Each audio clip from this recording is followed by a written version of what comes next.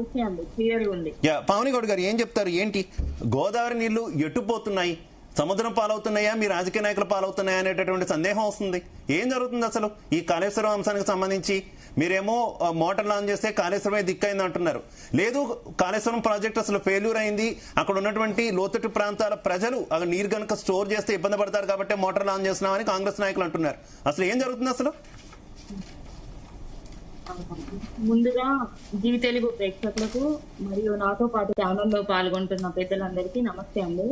ముందుగా జీవి తెలుగు నుంచి మా నాయకులు పెద్ది సుదర్శన్ రెడ్డి గారు, ఉద్యమ నాయకుడు, చనిపోవడం జరిగింది. ఆయనకి ఘన నివాళులు అర్పిస్తున్నాం.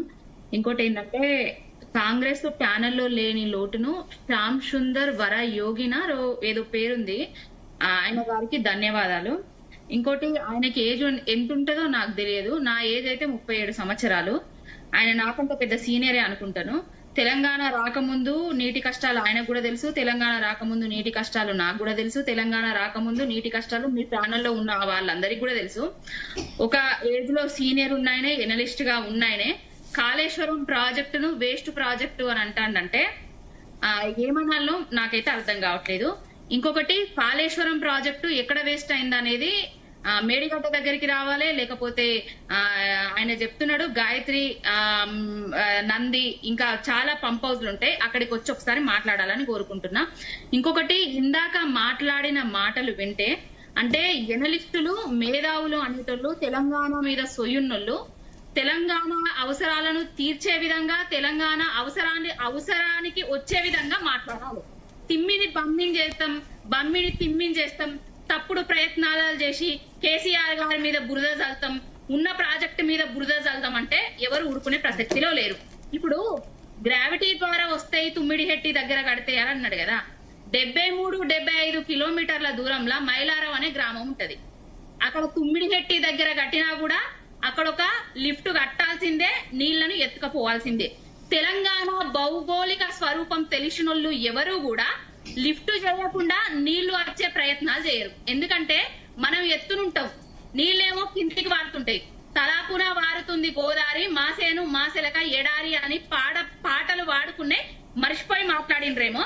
ఇందాక మాట్లాడుతుంటే రక్తం ఉడుకుతుంది ఆయన మాట్లాడుతుంటే. ఏం మాట్లాడుతున్నారండి కేసీఆర్ గారి గురించి? 2014లో తెలంగాణ వచ్చిన తర్వాత, మొదటిసారిగా ముఖ్యమంత్రి అయిన తర్వాత, ఆనాడు వైఎస్ రాజశేఖర్ రెడ్డి గారు తెలంగాణ ఉద్యమాన్ని నీరుగార్చడానికి అంబేద్కర్ సుజల స్రవంతి, అదే ఏదైతే మీరు చెప్తుందో ప్రాణహిత చేవెళ్ళ అనే పథకాన్ని ఎత్తిపోతల పథకమా, లేకపోతే దాన్ని తిప్పిపోతల పథకమా, లేకపోతే తెలంగాణను ముంచే పథకంగా పెట్టిండ్రా, గ్రావిటీ ద్వారా నీళ్ళు ఇచ్చే పథకంగా పెట్టిండ్రా?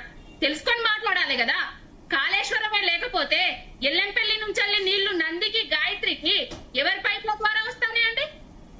ఎక్కడి నుంచి వస్తానే? శ్యామ్ సుందర్ గారు కట్టిన పైప్ల ద్వారా వస్తున్నాయా? రేవంత్ రెడ్డి గారు కట్టిన పైప్ల ద్వారా వస్తున్నాయా? ఎవరు కట్టిన పైప్ల ద్వారా వస్తున్నాయి? 1,00,000 కోట్లు అవినీతి జరిగింది, దుర్వినియోగం జరిగింది అని మాట్లాడుతున్నారు కదా. అసలు ప్రాజెక్టు ఖర్చు 93,000 కోట్ల వ్యయమైతే 1,00,000 కోట్ల అవినీతి, 1,00,000 కోట్లు అనలేదండి. 1,00,000 కోట్లు తెలంగాణ మీద సోయున్నోళ్ళు అనలేదు.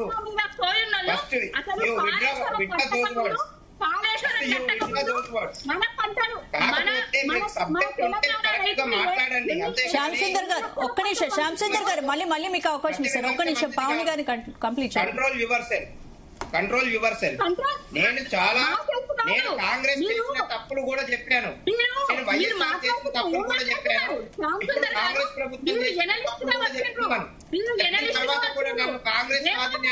పావని గౌడ్ గారు ఒక్క నిమిషం పావని గౌడ్ గారు ప్లీజ్ శ్యామ్ సుందర్ గారు ఒక్క నిమిషం ప్లీజ్, దయచేసి ఇద్దరికి రిక్వెస్ట్ చేస్తున్నా, పర్సనల్ అటాక్ వద్దు. పావని గౌడ్ గారు come to the point, subject లోకి రండి. ఒక్క నిమిషం శ్యామ్ సుందర్ గారు. శివ గారు, నేను ఇప్పుడు ఎవరిని పర్సనల్ అటాక్ చేయలేదు. ఆయననే ఏం చెప్తుండు, కాళేశ్వరం ప్రాజెక్ట్ అనేది నేను ప్రతి పాయింట్ రాసుకున్నాను. ఆయన మాట్లాడేది అదే. పావని గారు సబ్జెక్టే మాట్లాడండి ప్లీజ్. ప్రాజెక్ట్ అని చెప్పిండ్రు. శివ గారు, కాళేశ్వరం ప్రాజెక్ట్ అనేది వేస్ట్ ప్రాజెక్ట్ అని చెప్పారు. గ్రావిటీ ద్వారానే నీళ్లు ఇయ్యచ్చు తుమ్మిడిహెట్టి దగ్గర అని చెప్పిండ్రు. తుమ్మిడిహెట్టి దగ్గర వైల్డ్ లైఫ్ చాప్టర్ ఉంటది అక్కడ ఒకటి. ఆయన ఎవరు? మహారాష్ట్ర సీఎం ఫడ్నవీస్. మనం గడుతున్న ప్రాజెక్టుకు మనం ఏదైతే కడదాం అనుకున్నామో దానికి వ్యతిరేకంగా అక్కడ గ్రామాలన్నిటినీ ఏకం చేసి ఏదైతే ధర్నాలు చేసిన ఆయన, ఉద్యమం చేసిన ఆయన దగ్గరికి కేసీఆర్ గారు పోయినప్పుడు ఆయన ఏమన్నారంటే, నేనే ధర్నాలు చేసిన, నేను అక్కడ ఇవ్వలేను, మీరు కట్టుకుంటే 151 మీటర్ల తక్కువ చేసి పట్టుకోండి, ఎత్తున కడతామంటే మేము ఊరుకోము, మా గ్రామాలు ముప్పులకు గురైతాయి అని చెప్పిండ్రు. ఇప్పుడు ఈయన చెప్తున్నారు కదా, గ్రావిటీ ద్వారా నీళ్ళు ఎట్లా వస్తాయో చెప్తే ఆ కాంగ్రెస్ వాళ్ళని పిలువుండ్రి, ఆ కేసీఆర్ గారిని పిలుచుకోండి, గ్రావిటీ ద్వారా బీజేపీ వాళ్ళని కూడా పిలుచుకోరి.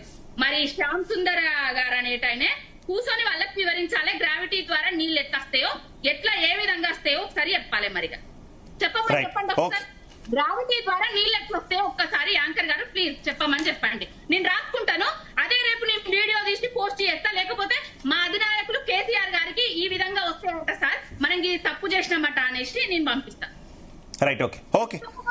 అంతకుముందు పంటల దిగుబడి ఏ విధంగా ఉంటే, కాళేశ్వరం కట్టిన తర్వాత పంట దిగుబడి ఏ విధంగా ఓకే, పవన్ గౌడ్ గారు డిస్కస్ చేద్దాం. నేను శ్యామ్ సుందర్ గారి దగ్గర